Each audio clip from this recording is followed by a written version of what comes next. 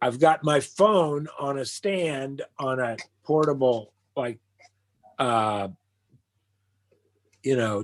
tray, like a lap food tray. You're improvising. You're just, rocking out with your devices. That's right, baby. And my wife comes in and says, you got to put that whatever you use up, because if you put it down, it doesn't look good. If you put it below you shooting up, then it shows all your turkey necks and all your creases and crevasses and shit. And I said, okay. Finally took her recommendation. You guys ready? So start letting David, I gotta people ask in. you. Yeah. So I heard the intro music, and I heard it as wait. Let's do this during the thing. We gotta let people in, and I think it's a good question. People might be curious. All right, so I will admit our participants. Say hello to everyone. Hello, everyone. Hello. Hi, guys. Everyone. Welcome. Men and women of the craft. Welcome to Piano Tech Radio Hour. Welcome to Good to see you all in this lovely wow, look at that. Year of our Lord 2021. We've made it. Time is marching down the road. Right. Just and keeps at the same moving time, on. Time does not exist. Don't even worry about it. Oh. Yesterday is the same as today. Ethan is in his quantum physics state of being at this point. That's handy. Yeah, time doesn't exist, man. So we have a few people still jumping in, so I'll wait a second before I intro everything. Admit these people. Come on in, you people. Come on in. A little bit late, but they're just waiting to put out their cigarette in the waiting room before they come on. Right. Having a little Mr. Anderson, conversation in the foyer. Thanks, man. Yeah, my whole family and my men's team all think it looks hip this way, and to not grow it out again, and I'm look like a dick with my hair that's longer. So we'll see. You look kind of like, you've got kind of like a Zen monk look. Yeah, you know? I like it's pretty solid. I definitely. Yeah, I also dropped about 40 pounds. Now I'm about 35 down from where I had been for the last 20 years. So I would say you're kind of halfway between a Zen monk and a Greek philosopher. I think that's a pretty great place to live right there. Wow, Jesus. I'd rather be a retired professional golfer or something like that. All right, I'm gonna transition here to intro. We've let in most of the people that are coming in a little bit late. So welcome everyone. Welcome over on Facebook and YouTube to Piano Tech Radio Hour, and this is a special production we've been doing since very early on in quarantine. Do you know what number this is? That's a good question. Is it in the 20s? Do you think? We are somewhere around nearly 40 incarnations. Holy, seriously? Yeah, really? Totally. Yep. Wow. Yeah, that's very exciting. Wow, that's just awesome. Keep at it, We're here every week, and week by week we add episodes. So like anything, it gets better with each repetition. Or it ebbs and flows, but on an upward trend, put it that way. I figure it must have been at least that many, because you're finally getting down near the bottom of the barrel here with me. So. Oh, exactly. That's right. Listen to that guy. Jeez. So all right, go ahead with the actually, intro. I think it's the opposite, Dan. I think we're getting to the point where we've been around so long that everybody that was kind of, we got a buzz. We couldn't get him. We couldn't grab him. Just say, I got to do it now. It's not, even if I'm busy or whatever. Yeah, right. It's a must. We're a mandatory. Because Dan Levitan is one of those shamanic nodes of the Piano Tech community. It must be cool now because Levitan's gonna come on. Let Levitan bring the levitation. All right, Yeah. let me do the intro here. We're being brought to you by Piano Technicians Masterclasses, an online educational resource that offers you cutting-edge instruction from piano industry masters like Dan Levitan without leaving your home. You can find out more at pianotechniciansmasterclass.com. I will let you all know up front that our next convention is coming together. This is very exciting. We're going to have some incredible lecturers for that, including continuing to bring in some people from the other side of the lake, the European piano technicians. Alex Kirsten from Steingraber and Stone is going to return for another lecture. We're also bringing in some of these artisan crafts people that are doing some really unique stuff from Europe. We're going to bring in David Clavins. He's the guy that builds those pianos you got to climb a staircase to play. He studied traditional. The guy that I'm so excited about coming is Paul McNulty. Yeah, the Paul McNulty. Finest period piano builder in the world. This is a kind of an opinionated rant. I'll just take 30 seconds. I've heard period pianos my whole professional life, and I've hated them. They sounded like wood and matches and sticks and stuff. I just not a fan. Then I heard McNulty's at the last conference. He played on the stage were two McNulty reproductions and another piano, and they were awesome. Agreed. Agreed. Yeah, right. I was right. sitting. So it's a convention center, right? And the pianos are up there, and I was in the last row. So this is not built for acoustics. Right. This has the worst acoustics in the world. Right. I'm sitting in the back row. I'm hearing every note being played. It just was amazing. I was like, wow, these things really cut. This dude's a genius. It's this dude, right? I've heard period pianos, half a dozen times over the years at conferences, and guys in costume, going from piano to piano, and like supposedly the best guys. And I've just no appeal to me whatsoever, the tone of those pianos compared to anything near a modern piano. These pianos sounded fantastic in their own way, right? Mm-hmm. Not to be compared with a modern piano, but in their own way. They had power and sustain and majesty and musicality, So that guy's coming. Agreed, 100%.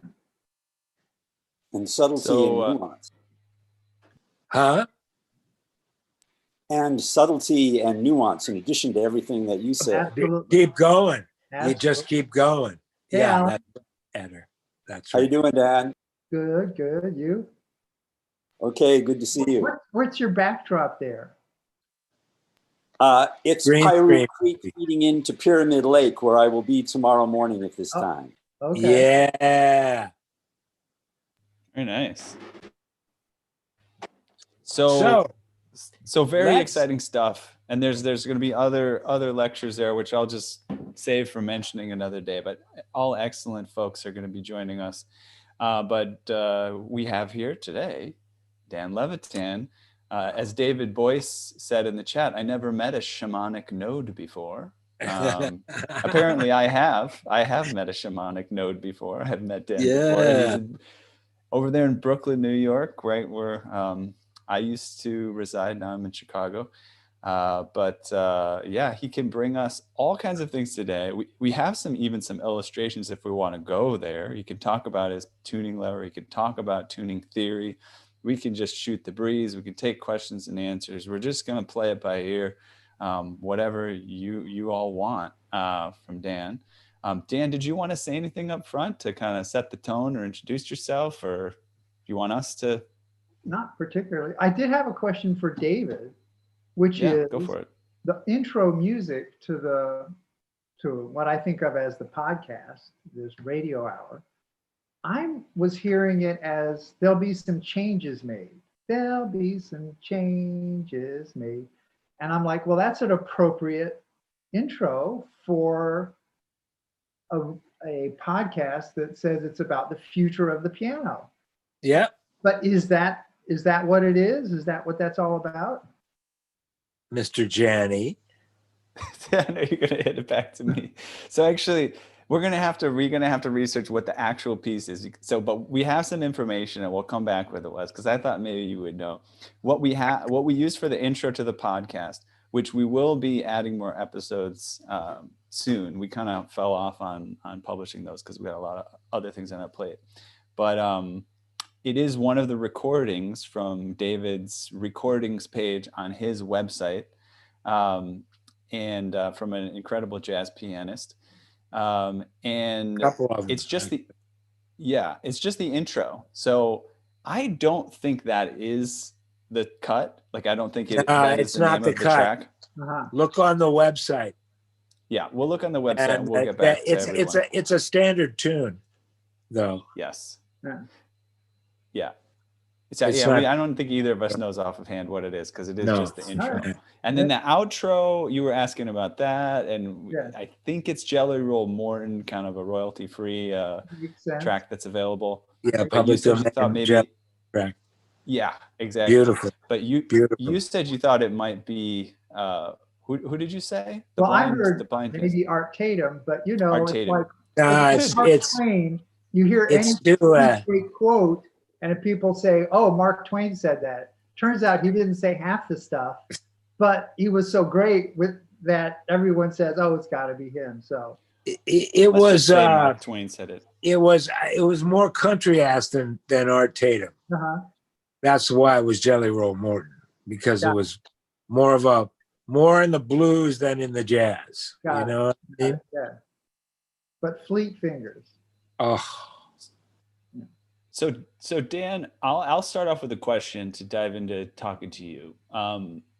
Tell us, if we may not look at them, but just give us a little bit more info on those graphics that I do have loaded up, just in case we want to go there. What did you bring along? Why did you think they might be fun to talk about? Well, so one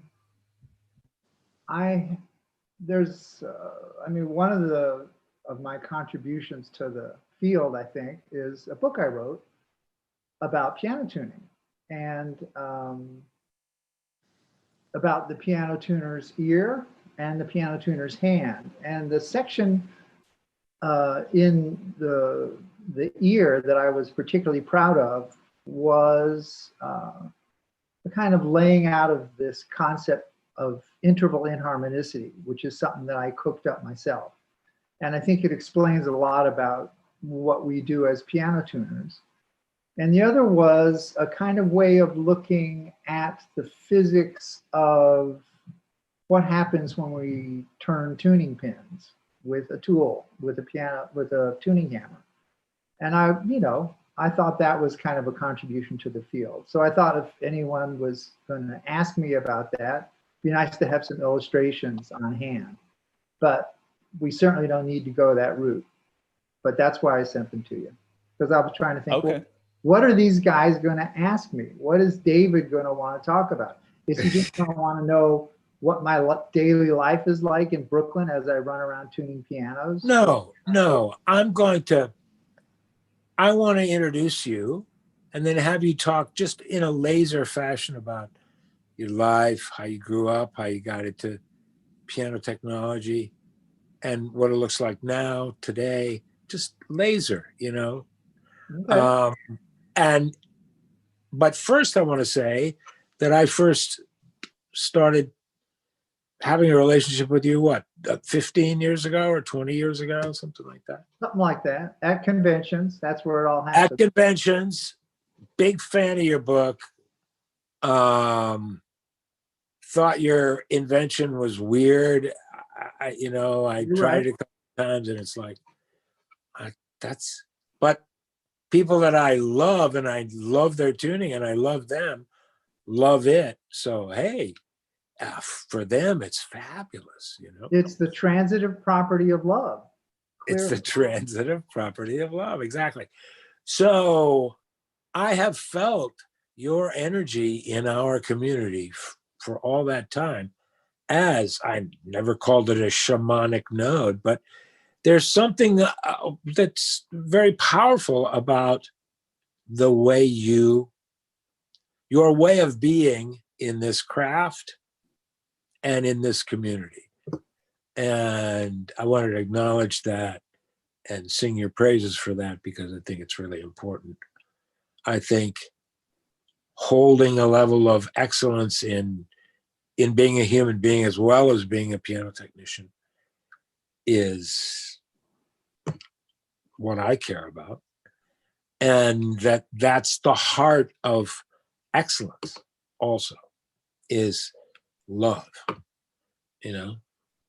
and that love bringing focus and attention and,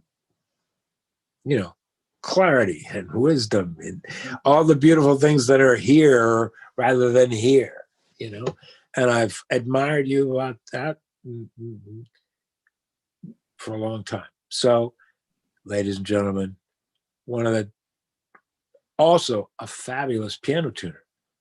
And he sees himself much more as a Vokes person, a man of the people and a man of, humble to fabulous pianos. And I respect that too, a ton. So just we have a lot of questions. I know. Yep. So let him do his laser up till now, and then you can start asking him those questions. Okay. Rock and roll. Well, laser might be hard, but you'll do your best. Yeah. So I was in college studying music. Took a year off to go to North Bennett Street. This was back in '74, and just had a fabulous year. And once I went back to college, graduated, and was tuning pianos. And every time I tuned a piano, I got paid for it. So I kind of kept doing it, and that became my career. And I found a home for myself in this industry, but I kind of feel like a little different from many of the people that I really admire the most in this field. People like you, David, people like many of the people you've had on podcast who are really kind of born craftsmen. I was listening to Dale Irwin's conversation, and he said something that meant a lot to me. He said, I can teach you a lot about what I'm doing and a lot about, my techniques and my tools and my approach, but I can't teach you how to care. That's right. And I was thinking, well, yeah, not only that, but everybody cares about something, but you can't teach somebody what to care about. And I feel like my place in this craft is, in this world where I found a home, is a little bit different from people like that, because they are true craftsmen. What they care about is, and I've seen it over and over, they get to that level because they cannot let a piano go until it is doing absolutely to the maximum that they can get it to do what they want it to do, till they've rebuilt it so that it's just a dream, till they've tuned it so it sings like crazy. You have to have this kind of instinctive caring that you're just not gonna let it go until it's there. That's right. One of my colleagues here in New York, Dan Mansolino, one of the finest technicians I ever knew, he could pull an action in and out of a piano hundreds of times, and it didn't bother him. He was not going to stop doing it until it got to that point. And frankly, I'm not that person. I don't care about the actual physical object of the piano, the actual sound of the piano enough to do that. I'm not impelled that way. And so I knew pretty early on that I wasn't ever going to go that route. I never was attracted by or got into the concert recording world. It wasn't me. And it's interesting, when I first moved to New York, I got a job at a Stropsky piano company. And I thought at that point, they had a shop, and it was one of the premier rebuilding places in the city. Really? And I kept wanting to move myself into the shop, and they kept saying, yeah, go tune pianos on the floor. And hey, we just sold a piano. You go out and tune it. They kept like pushing me out into the field. Wow. And I was like, did you know how to spend tune more it? time in the shop. And somehow they knew this guy is not for that. And they kept sending me out into the field. And it turns out that what I really care about in this field is the ideas. This is what I will never let something go. I will come back to it over and over and over again until it's the way I want it. But it's not a physical thing. It's not a piano. It's an idea. When I was at North Bennett Street, we were tuning. We had this miserable Melody Grand up on the top floor. And that's where you went if you were bad. It's like you go up and tune the Melody Grand. The detention piano, right? Over and over again. Yeah. And of course, it didn't behave like we were told pianos were supposed to behave. You'd tune it and it didn't sound like it. And one day Bill said, and his associate at that time was David Betts. He said, well, Dave or I, if we wanted to and we spent enough time on it, we could probably get a decent temperament on this thing. But what would be the point, right? It's a little spin it, right? So you just do the best you can.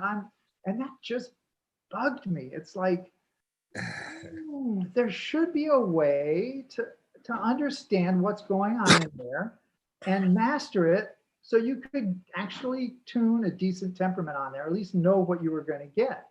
And I just... Or at least tune the best you can do, the best that you can hear to do, with your... So I wouldn't let that go. And eventually that's what led me to come up with this idea of, what is inharmonicity? What is string inharmonicity? What is interval inharmonicity? How does it affect the beat rates of intervals on pianos? And I couldn't let that go.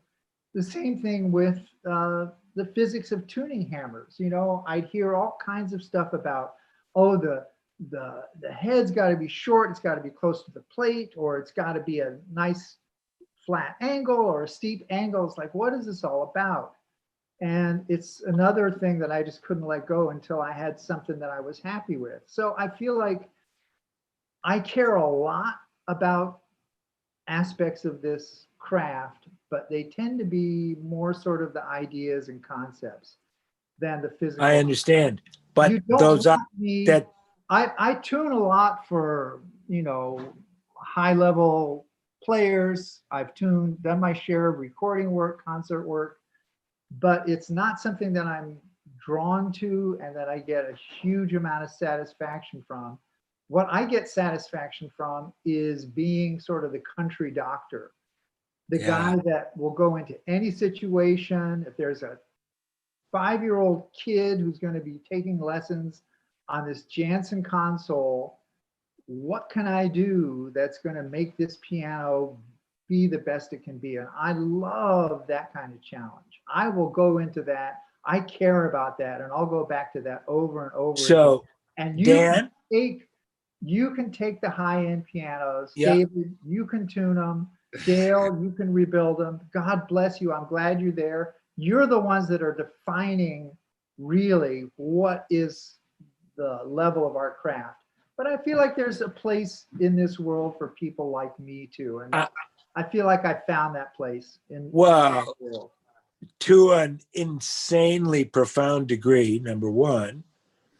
Number two, your love drives you no matter how it manifests. That's the beauty of the craft. you can have whatever practice you want. Right. You And I think the key literally is, can. don't say, well, I want to be like that guy unless you love what he loves. If you love Figure out what he what loves, you love. that's going to be the That's- engine that will power you forward. And if your engine's going in a different direction than you want it to go, it's not going to work out.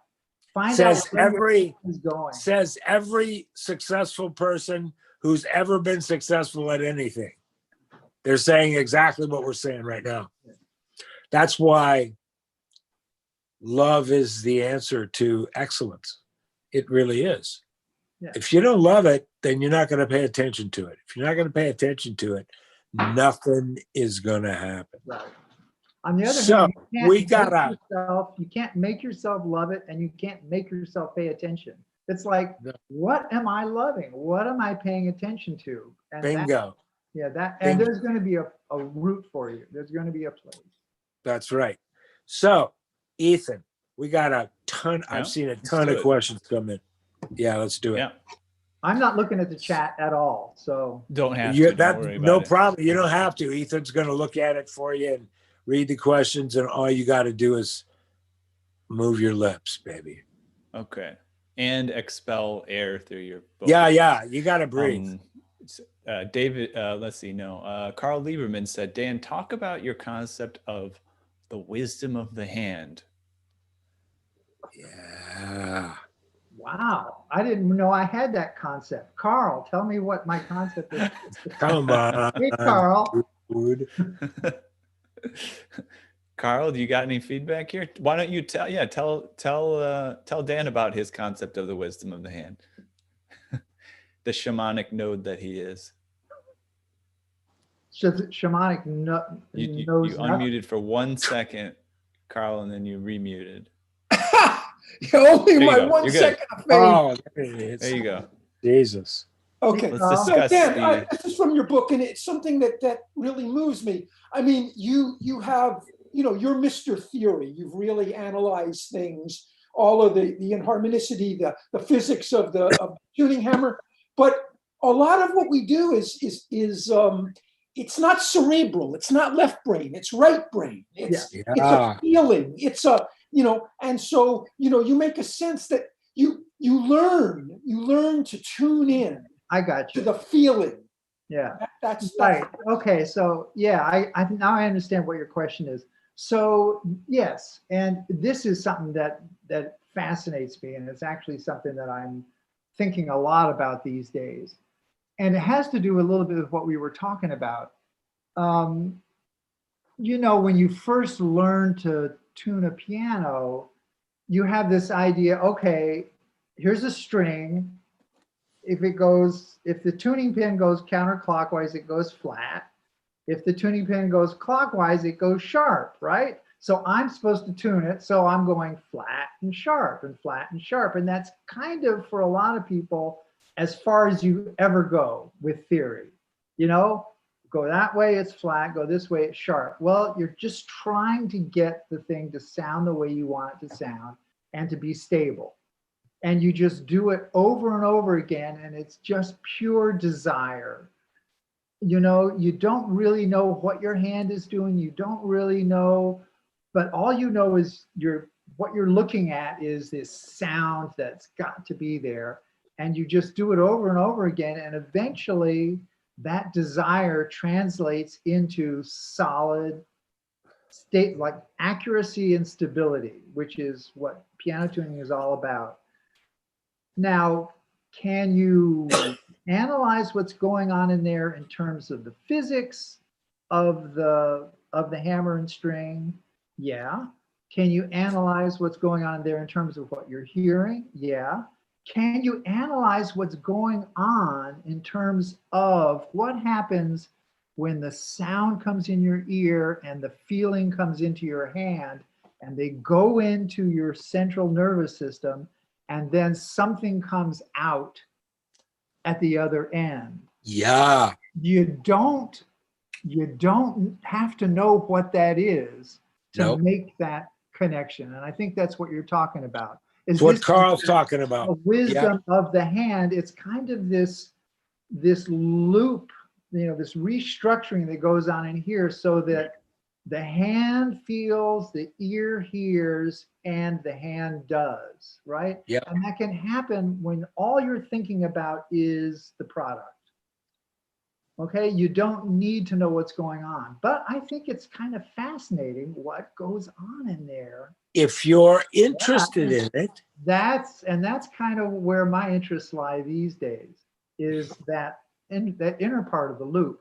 But I think that's what you're talking about, and that's what, a baseball pitcher, let's say, or or a musician, right? So you have the people who are incredible musicians, who often aren't terrible teachers of music, because for them it's pure desire. I want this sound. I'm a piano player. I want to create this tone. I have this music, and it comes out. It's like, well, gee, the student wants to know, what did you do? You've got the analytical ones who are like, okay, imagine that you're holding an apple. They have like lots of ways to kind of get into that. But the analysis is not required to have it happen. And in fact, the ones who are the real masters, the craftsmen among us who have the golden hands, it's not analysis. It's just that pure desire that has in the beginning of. Right. But the people like me who stand back and look at it and say, what the heck is going on? That becomes a subject of fascination and a contribution we can make. Somebody who's a pitcher, a natural pitcher, he starts to lose his curveball.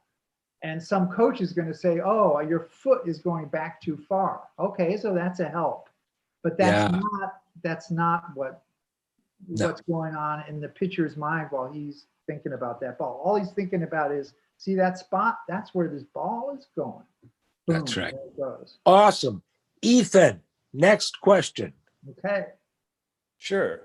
And the asker of this question said, maybe we don't have to ask if we don't need to, but I think it is a good question, because I think a majority of people on this call are going to be from all places all over the world.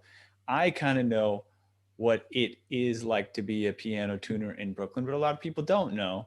And so the question from David Skolnick, who may also know a little bit about it because he's not that far away, but he said, what is your life in Brooklyn like, the new center of culture? Carl's cackling in the background. Carl's cackling because he came over to my place. He was wandering around Brooklyn with his wife and like rang our doorbell. So when did that happen? What was that? So Brooklyn is wait. When did that happen that he visited you in Brooklyn? Right? When? Oh, wow. A few years back. 3-4 years ago. Yeah. Just rang the doorbell. That's awesome. Brooklyn, I mean, I never thought I'd like living in a city. I got dragged here in 1978. 1978, kind of against my will, and didn't like it for a long time. Finally moved to Brooklyn in 1990, started to like it. Now I love it here. So, but I have kind of became a city guy in sort of the same way I became a piano tuner, sort of just by surprise. But I love working in Brooklyn because I don't like driving, and it is a liability to drive in Brooklyn, in the part of Brooklyn that I work in. I do it mostly on bicycle, and most of my work is in Manhattan. We moved here from Manhattan, so I used to work in Manhattan, and it was all subway and bus and taxis and stuff like that, public transit.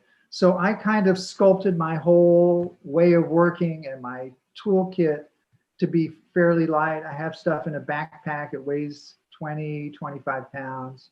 And I just tote that around. And I love the challenges of it. I love the clientele. I love the whole thing. But yeah, it's definitely a different experience. When I go to conventions and I talk to my colleagues, Isaac Sadigursky, who's got his van, that's got everything in it. It's like, That's so different from the way I work. But Radically you know, different. I've come to terms with it, and yeah, I wouldn't change it for the world.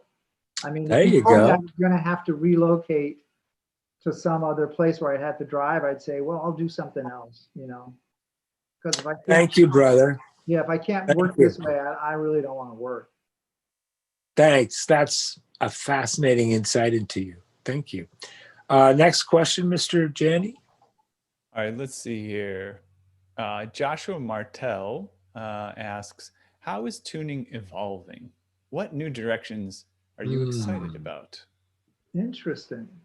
Interesting. How is tuning evolving? Well, I If don't know any. that I can address that well, but clearly, and what's obvious to everybody, is the rise of the electronic tuning device.